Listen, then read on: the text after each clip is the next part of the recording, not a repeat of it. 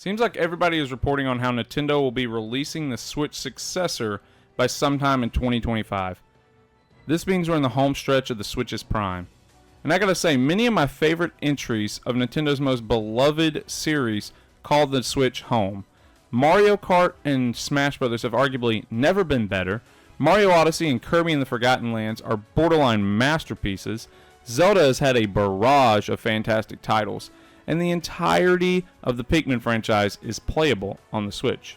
But Nintendo has a massive backlog. Many of those franchises don't have remakes, remasters, collections, or sequels on the Switch. And I think being on the Switch has a force multiplier aspect about itself. Let me say this.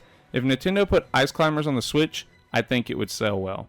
So today, let's look at some franchises that deserve a shot on the Nintendo Switch before Nintendo hangs up the Joy-Cons for good. We're going to start with Donkey Kong. Maybe this is technically cheating because I did talk about collections and remakes and remasters, and Tropical Freeze did get ported over to the Switch early in its lifespan. However, if I'm not mistaken, Donkey Kong has gotten a new game on every Nintendo console. So, if things hold as they are right now, that streak will come to an end with the Nintendo Switch. Personally, I'd love to see a true sequel to Donkey Kong 64, or at least an open world Donkey Kong game. It doesn't necessarily have to be, oh, bring the band back and let's switch between monkeys and have a gorilla ton of collectibles. More so just let me play as Donkey Kong in an open environment. But even if we didn't get that, and all we got was Donkey Kong Country getting a new entry, nobody would complain. Arguably, Donkey Kong Country is the more popular of the Donkey Kong games. Especially since players have long viewed Nintendo's platformers in 3 tiers: easy, medium, and hard. The easy platformer being Kirby, which has gotten like 3 games on the Switch. The medium platformer being Mario, who has gotten Super Mario Odyssey, as well as its 2D side-scrollers. The hardest being Donkey Kong, which has only got a port of Tropical Freeze. That's why I think it's very weird that Donkey Kong hasn't gotten a new title in the extensive lifespan of the Switch. Next up is F-Zero. My only explanation here is Nintendo believes in the cannibal theory. This is to say that releasing a new F-Zero game would eat into Mario Kart 8 Deluxe's sales, player base, or maybe even both. Mario Kart 8 Deluxe is the highest selling Switch game, how about that, to date. But again, if Nintendo would just use the same tier system it does with platformers, I don't think it'd be a problem. In this instance, Mario Kart would be your fun, wacky arcade racer, while F-Zero could appeal more to speed junkies.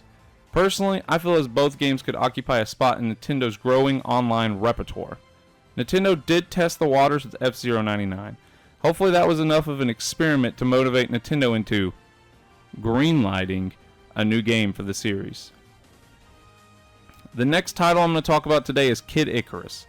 Honestly, I don't really have a lot to pull from. I never really played Kid Icarus, but I will say this. It is one of Nintendo's oldest franchises, dating all the way back to the NES. And sure, it hasn't been totally forgotten about thanks to the 3DS release Uprising. However, the only traction that Kid Icarus is getting lately is being on Smash Bros. And it has had a couple of new characters introduced here or there.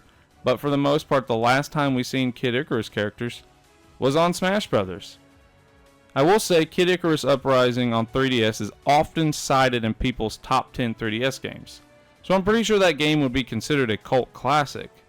My fear though is that game came out 12 years ago and has had no traction since then. The other issue is I also think the Wii U would have been the perfect console to do an Uprising sequel. So at this point I'm not sure where you go with the franchise. However, the Switch seems like the perfect time to reinvent the series. Let me know, what would you guys do with a new Kid Icarus game? Next up is Chibi Robo. Chibi Robo started life off as a hidden gem all the way back on the GameCube. It did go on to get some sequels on the DS family of handheld, but I want to see Chibi on the Switch. The internet and home appliances have been revolutionized over the last couple of decades, which I think could make game design very interesting. You could have a Roomba that moves in and tries to steal Chibi's job, or he's constantly trying to suck him up on his vacuuming adventures. All the appliances could be sentient, like a talking fridge or what have you, really. I don't know. I just feel like in this day and age, a new chibi adventure could have some really fresh ideas with that Nintendo storytelling and world building charm. It's something I want to see sooner than later. The last game today is Star Fox. Star Fox has always been my favorite designed Nintendo character. The dude just screams cool. And yes, I've played Star Fox Zero, and I'm not a hater of it.